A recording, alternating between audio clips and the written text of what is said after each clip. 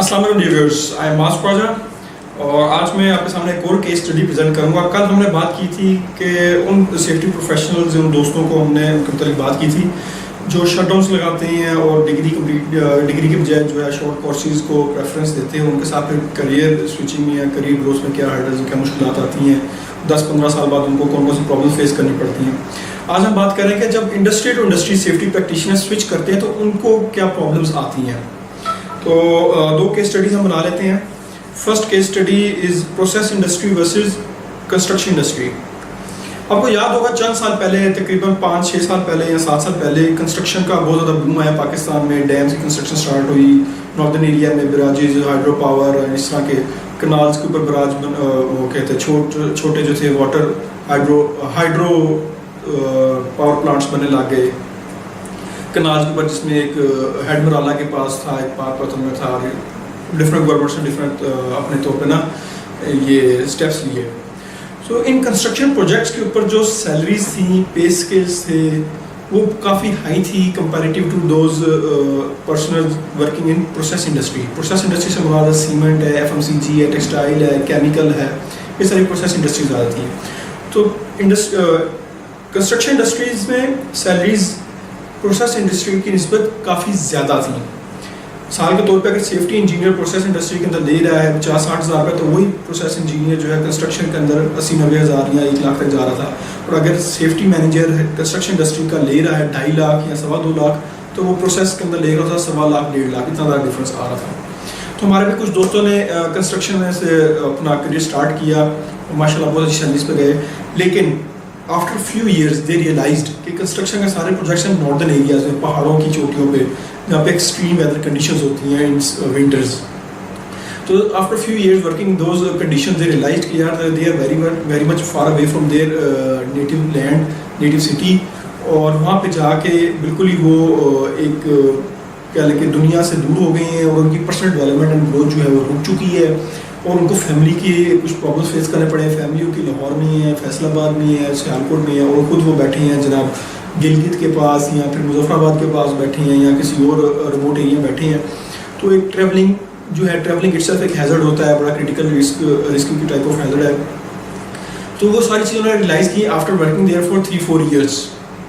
ठीक, जब 3-4 साल बाद के बाद उन्होंने कोशिश की कि हम वापस अपने शहर की तरफ आए, तो उनको क्या प्रॉब्लम फेस करनी पड़ी? Salary difference, the major difference जो उनको फेस करना पड़ा। आज वो वापस अपने शहर में आ रहे थे, अपनी फैमिली के पास आ रहे थे, लेकिन अगर वो वहाँ पर 2.5 लाख ले रहे थे तो उनको लाहौर में अपने नेटिव लैंड के अंदर जो जॉब मिली थी वो 1.5 लाख, 1.60, 1.40, 1.30, यानी 1 लाख तक का डिफरेंस भी लोगों को फेस करना पड़ा। तो मेरी आप सबसे रिक्वेस्ट है, बल्कि आप सबको एक सजेशन है और स्ट्रॉन्गली रिकमेंडेशन भी है, एडवाइस भी है कि यार जितनी जल्दी आप ये पैराडाइम शिफ्ट कर लेंगे from construction to process industry, उतना ही कम लॉस आप बियर करेंगे। और जितनी देर से आप स्विच करेंगे ना जॉब या इंडस्ट्री स्विच करेंगे, उतना ही ज़्यादा आप लॉस फेस करेंगे, आपको बर्दाश्त करना पड़ेगा। तो जो लोग कंस्ट्रक्शन से प्रोसेस में आना चाहते हैं, तो यार एक कड़वा घूंट ले लें। एक मरतबा होगा कि आप कंस्ट्रक्शन से प्रोसेस में हैं, आपको सैलरी का थोड़ा सा डाउनफॉल आएगा और कम सैलरी पे आएंगे, लेकिन ये कड़वा घूंट जितनी जल्दी सकते हैं ले लें। और अगर ये कड़वा घूंट आपने 10 साल बाद लिया, तो आपको हो सकता है कि प्रोसेस इंडस्ट्री में जॉब ही ना मिले। लोग आपको ये कहेंगे आपका तजर्बा ही नहीं है प्रोसेस का, आपको कंस्ट्रक्शन का तजर्बा को हम लेंगे नहीं। और कंस्ट्रक्शन की सारी जॉब्स कहाँ होंगी? रिमोट एरियाज़ के अंदर। तो again I will strongly suggest you, recommend you, advise you कि जिन लोगों ने ये कड़वा घूंट लेना है, जितनी जल्दी लेंगे उतना उनके लिए फ़ायदा होगा, उतना ही वो कम लॉस बेयर करेंगे। जितनी देर से लेंगे उतना ही स्ट्रेसफुल उनके लिए डिसीजन मेकिंग हो जाएगी, और डिसीजन लेने के बाद भी वो अपने आप को मुतमईन फील नहीं करेंगे। एक तो ये था। और दूसरा मैं जो केस स्टडी है वो हम ले लेते हैं ऑडिटिंग फील्ड, ऑडिटिंग की जो इंडस्ट्री है वर्सेस दूसरी इंडस्ट्री जिसमें process and construction every type of चलती है।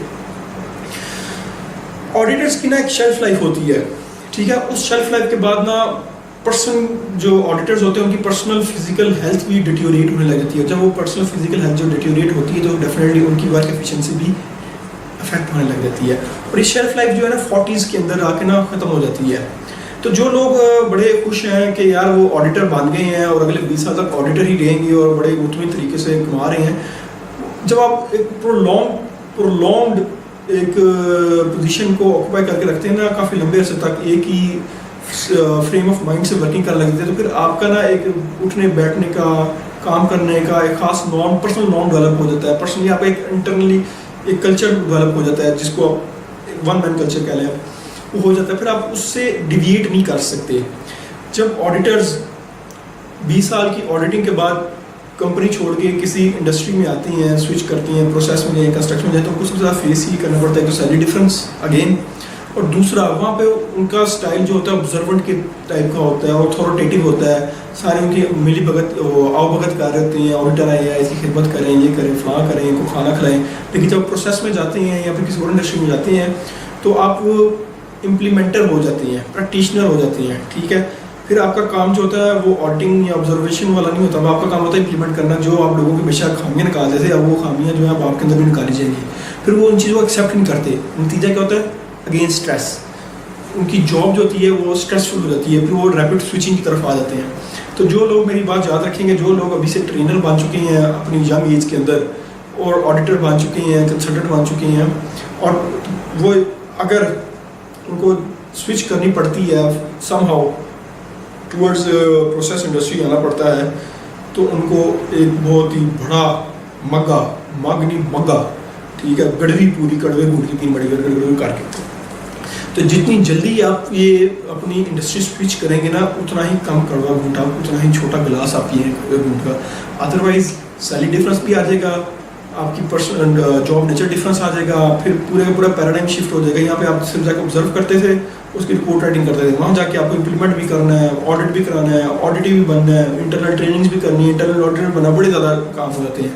سو مچ جو ہے نا ملٹی ٹاسکنگ ہے آپ کی پروسیس انڈسٹری میں. تو کہنے کا مقصد یہ تھا کہ یار آپ جس مرضی فیلڈ سے تعلق رکھتے ہیں, اگر آپ کا فوکس انڈسٹری سوئچ کرنے کا ہے یا فیلڈ سوئچ کرنے کا ہے, تو جتنی جلدی یہ ڈیسیجن لیں گے اتنا ہی آپ کے لیے آسانیاں ہوں گی, اور جتنا پرولونگ کریں گے اپنے ڈیسیجن میکنگ کو, اتنا ہی زیادہ مشکلات آپ کے لیے آئیں گی. I hope you understand. Thank you. Allah